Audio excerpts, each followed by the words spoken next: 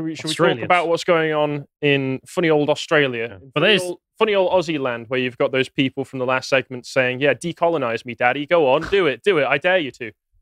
That's what she was basically saying. Yeah. Yeah, but you know that's going to get clipped now. Yeah, well, everything we say is going to get clipped, Callum. People have already started clipping our interactions over the past few days, so just lean into it. No. You don't normally put up so much resistance. Anyway, so what's going on in Australia is that in a few days, on Saturday, the 14th, there will be the Voice for Parliament referendum. The voice for the Australian Aboriginals, Indigenous and Torres Strait Islander people to have a say in the Constitution, in an advisory board that will be put behind the Parliament that can say, we want this done for Aboriginal and Torres Strait Islander people. We want this done, and we want it so that we can improve the situation, improve the conditions of our people. Will this work? How will it look like? I've been covering it for the past few months, but it's been kind of a funny year for Australia altogether because alongside this, they also had earlier this year the Western Australia heritage laws, were Aboriginal cultural heritage laws, which got implemented at the beginning of July and then immediately were repealed a month after because of how terribly they went, because it literally just said, well, if you own land in Western Australia and you want to do anything with it, well, Aboriginal people might have some kind of ancient claim to that land from 10,000 years ago because one of their ancestors took some peyote and saw a water snake in a river there. So if you do anything to that land, you owe them tens of thousands of dollars. And everybody realized the hold up, this will completely destroy farming. There's no way that we can actually implement this without just roaming gangs of Aboriginal people presenting for Aboriginal groups and Aboriginal rights going and just basically just asking people for money, just shaking down people for money. So they turned around and said, actually, this won't work. This won't work.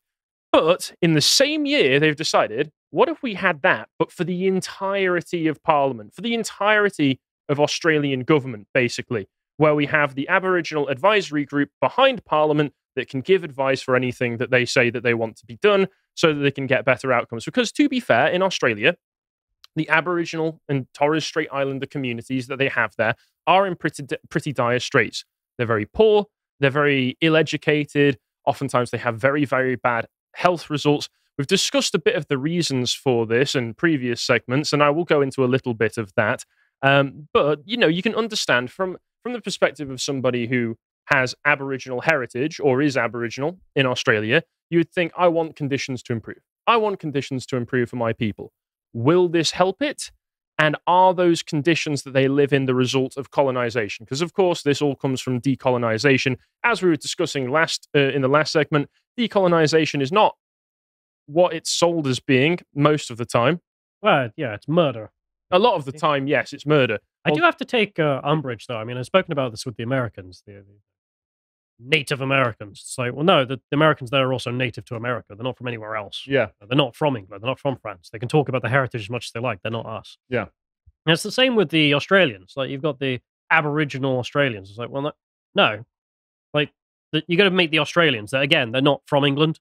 They're Australian. Yeah. They are a group that comes from Australia only. Yeah. So I kind of hate the language already. And also Native Americans and Aboriginal Australians, they weren't, it's not like they were there for millions of years. And especially Maori. I think Maori were only there like... Maori have only been there a few hundred years. Like, England as it exists right now is older than the Maori, which is why it's funny when they say, oh, they're such an ancient people. No, they're not. I think the Aboriginals in Australia have only been there for about 60,000 years, which is a pretty long time, and they were disconnected from the rest of the world. But I think the reason that you say things like Aboriginal Torres Strait Islander people is mainly just... Never going to learn that. I know. Is mainly just because of the fact that there is a division within the society where it's a very clear distinction where there are these people over here different ethnic groups. And these people over here. Yeah, they're two different ethnic groups, and it's just the way that people categorize them. So I can understand... There needs to be a better term, though. I can understand that. I quite like in America when they just call them Indians. Well, I suppose you can just call them Indians if you want, because when we got to Australia, you know, that's what they were calling them then as well. They're just like, Indian was just the actual term for brown foreigner. It's also just kind of funny. Yeah. Because I remember there's this Slavov Zizek, I think it was, when I met some of them. And they said they actually quite liked that it's still the Bureau of Indian Affairs. And the quote was, because it's a monument to the stupidity of the white man. Of course, being an Indian, that's how he put it. But it's just like, I don't think it's yeah, whatever. I don't think it's stupidity. I think it's a proud ignorance.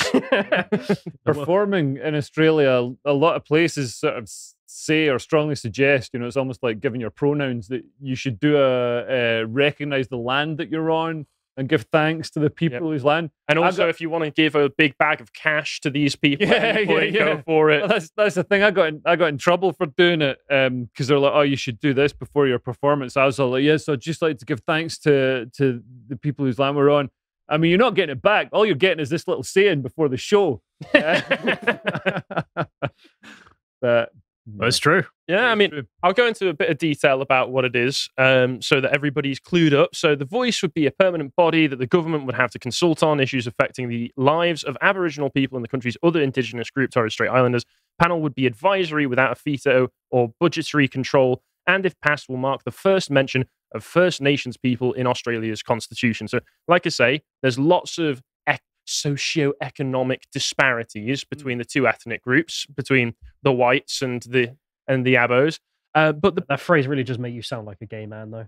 What, the Abo? No, socioeconomic. It really, it does. Like, I just socioeconomic factors. Just saying. Wish. But like other disparities between groups that are down to supposedly purely down to socioeconomic factors, there's a lot more to it than that. And let's just say that we'll find out that the people who were there when we got there were not these noble savages living purely in, coexistence with nature, getting along, holding hands, and running through fields of daisies together. No. Shockingly enough, when British people got to foreign places, oftentimes these people were not noble savages. They were just savages. But anyway, like I say, supposed to create all these solutions. The structure is completely up in the air at the moment. Nothing has been agreed on. So the structure of this advisory board, they're just saying, vote for it. Why? Because it'd be the nice thing to do. It'd just be the nice thing to do. The most that I was able to find, that there was 2 reports, but the most referenced one by publications like The Guardian was the Calmer-Langton report, which was sent to the Aussie government to tell them that it should have 24 members altogether, 2 from each state, 1 member each from the further 5 members to represent remote areas that have unique needs. An additional member would represent the significant population of Torres Strait Islanders living on the mainland. They'd get 4-year terms. It'd basically be like the way you structure things: 4-year terms, half membership determined every 2 years, limit of 2 consecutive terms for each member. 2 co-chairs of different gender to one another would be selected by members of the Voice every 2 years. Because, of course, because it's happening in the current year, even this body would have to have an even split of gender representation. Have we asked these Aboriginal people if they even have the same gender divides as us? No. So obviously, this is already a very bigoted move. We're forcing. This is just Christ. It's Western culture. It really is Western quite imperialistic, imperialism, isn't it?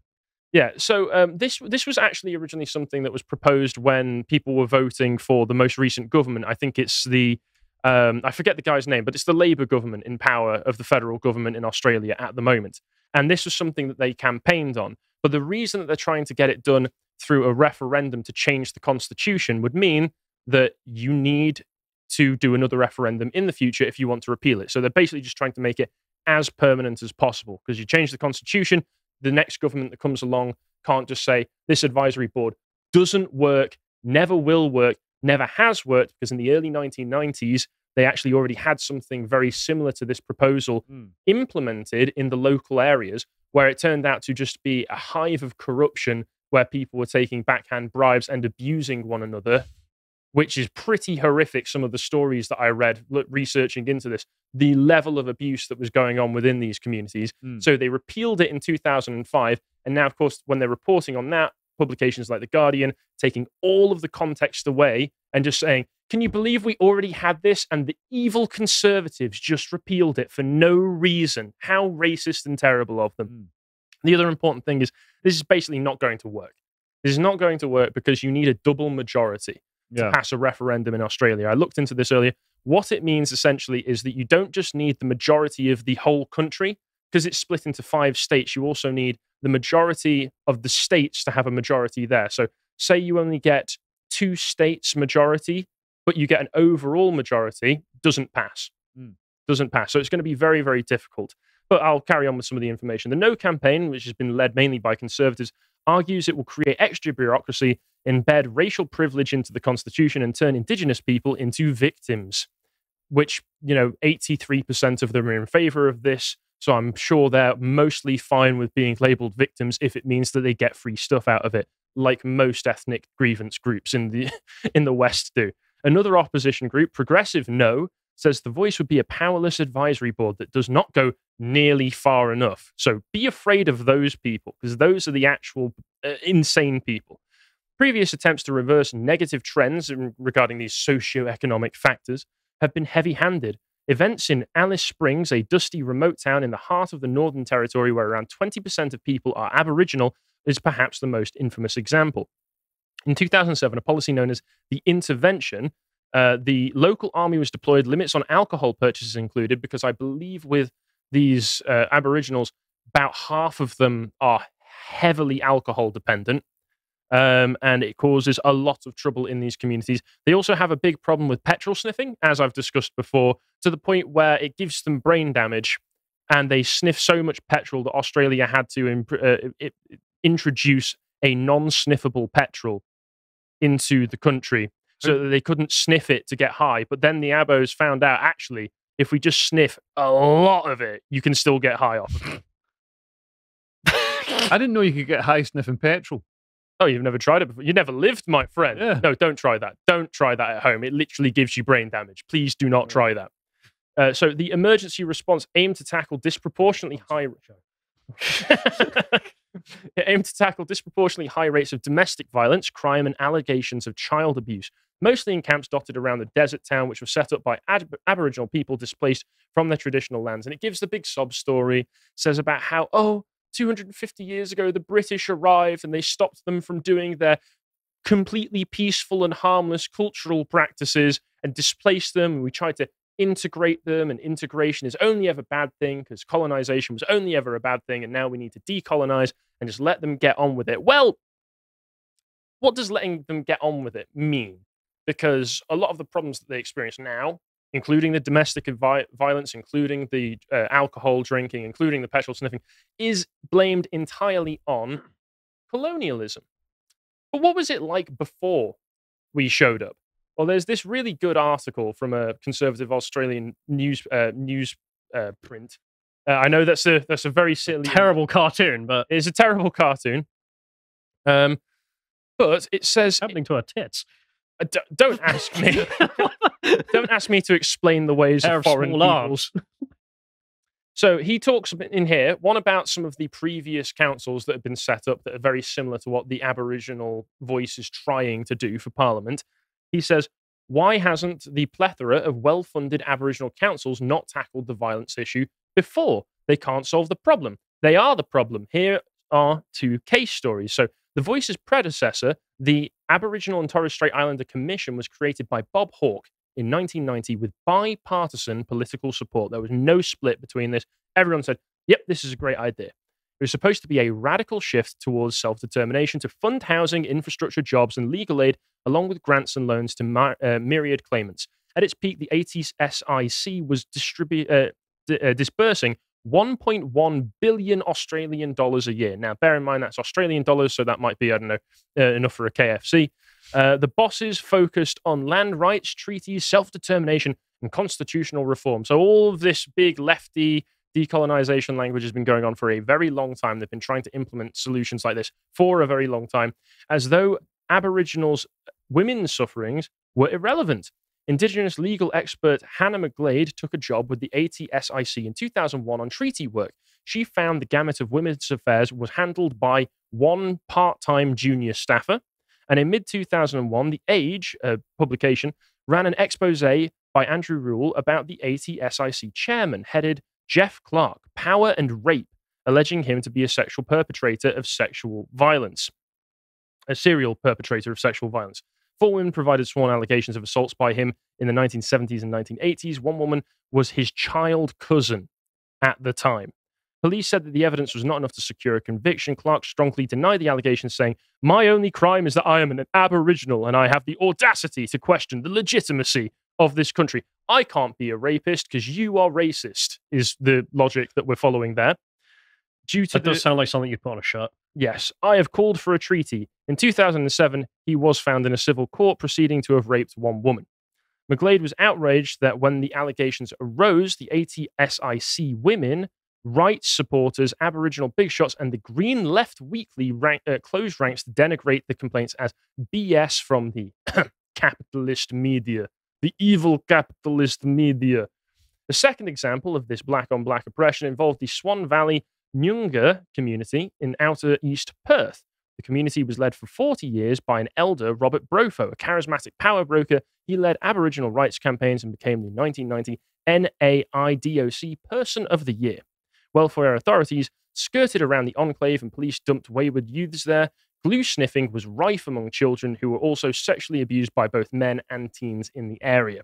Robert Brofo in 2008 got 3 years, increased on appeal to 6, on 5 counts as unlawful carnal knowledge of a girl under 13 years old.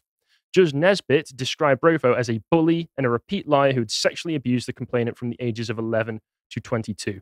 Brofo, in return, likened himself to Martin Luther King and Gandhi. He died in prison. So these are the previous examples of them trying to implement something like this on a more local level, and it just turned into a gigantic case, as you can see here, of the people in charge abusing their power. Nothing gets done. I can only assume that a lot of money was also when they're found off to be raping children who weren't exactly going for positive results for people. Yeah, it sounds like a lot of money spent to cause a lot of pain and yes, horrible things. Yes, and it sounds like average government spending, to be honest. It really does. I don't know. I mean, how often do you find out the prime ministers are nonce? I mean, we suspect they all are. Don't get me wrong. And this wasn't the prime minister. This was the leader of a particular. Sure, but this is like the local level. Yeah, I suppose so. For those groups, yeah, for that ethnic group. And then he goes on to talk about how this behavior, because they're well known for massive rates of abuse going on in these communities, which is always blamed on the colonial aspects of Australia, has been going on far, far before the Brits got there. In fact, to prehistoric times. So there was a paleopathologist, Stephen Webb, in 1995, published an analysis of 4,500 individuals' bones from mainland Australia going back 50,000 years. Priceless bone collections at the time were being officially handed over to Aboriginal communities for reburial, which stops any follow-up studies. But Webb found highly disproportionate rates of injuries and fractures to women's schools, with the injuries suggesting deliberate attack and often attacks from behind. His findings, according to the anthropologist Peter Sutton, confirm that the clubbings of women have been common for over thousands of years. This is literally like the cartoon, the caveman with a club bashing his wife because she doesn't agree with him. And then dragging her away to, Yeah, that's exactly what was happening. And in 1788, when we got there, that's exactly what was happening still after thousands of years. First Fleeter Watkin Tench noticed a young woman's head covered by contusions and mangled by scars. She also has a spear wound above the left knee caused by a man who dragged her from her home to rape her. Tench writes, "They are in all respects treated with savage barbarity, condemned not only to carry the children but all of the burthens they meet in return for submission only with blows, kicks, and every other mark of brutality. When an Indian is provoked by a woman, he either spears her or knocks her down on the spot. On this occasion, he always strikes on the head, using indiscriminately a hatchet, a club, or any other weapon which may chance to be in his hand." So the question is, if these problems that they experience now, which are very similar because of the same sorts of incidents that always happen in these communities, and that's one of the excuses being given for this in the first place, if these problems are due to colonizers showing up, why have they in fact been going on for tens of thousands of years? And how will having an Aboriginal voice to Parliament advisory committee behind Parliament solve anything? How will it help these people? Because that's what it's all being put forward for, is how will it help these people? Create division within the country. Yep. That will eventually lead to mass murder. Go on. That's kind of... Is that the solution? Yeah, that's what I think. I forgot. What did I think decolonization meant? You're absolutely right. But the positive thing is that it's not going to work. It's just not. It's not going to work, because if the polls are anything to go by right now, More than 4 million people have already cast their ballot after an early voting began on October 2nd. Penis too. Stop looking into Why do they keep putting penises on things? That's what I'm saying. Don't What's ask me with the why penis? you That little keep dangle seeing- bit. Yeah. Yeah, why do you is that keep Adelaide? seeing penises That's on not things? bad. Is that Adelaide? I'm just saying. Little penis bit. Get rid of that. That is smart. Anyway, with less than 2 days to go before voting on October 14th, those opposed to the proposal lead the Yes campaign by 56% to 38%, according to the final poll by YouGov, published on Thursday. Some 6% of these polled were undecided. YouGov polled a representative amount. What are you doing? We're There's a looking penis. for the penis. Sorry. There you go. So yeah, it doesn't look like it's going to go well. I don't see anything good coming from a yes vote going ahead. Not that I see a yes vote being successful here, mainly because for the aims that it's actually saying that it's going for, it would do nothing to aid these communities in actually solving the problems. So what? No, you can't say it. No, can't say it. Nope. Yeah, it wouldn't solve any of the problems that these people face, especially the women. The previous attempts to do something like this have failed completely and just been another nexus point for abuse to take place and for money to be handed over to people. The previous attempt to implement something relatively similar in Australia, that being the Cultural Heritage Act earlier this year in Western Australia, was repealed immediately. But this referendum is trying to make something like that permanent and constitutional. So if you get the opportunity on Saturday and you live in Australia, please remember to vote no, because it doesn't seem like any good could come of this. If you appreciated that segment from the podcast of the Lotus Eaters, you can go to lotuseaters.com to get access to all the premium content that's on the site, such as the book reviews we do, this one on the Prophets of Doom. If you'd like to find out what else is being put out, you can follow on Getter at lotuseaters_com on Getter. Thank you and goodbye.